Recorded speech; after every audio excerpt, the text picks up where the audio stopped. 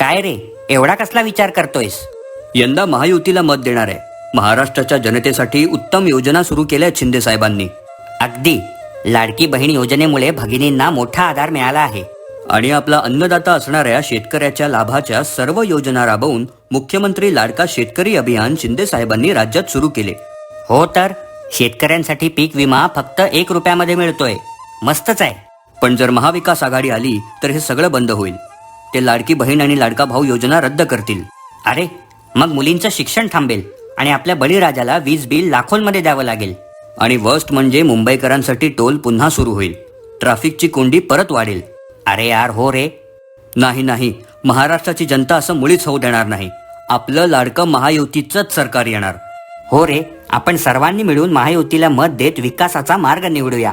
महायुतीसाठी मत द्या. विकासाचं भव्य स्वप्न साकार करा.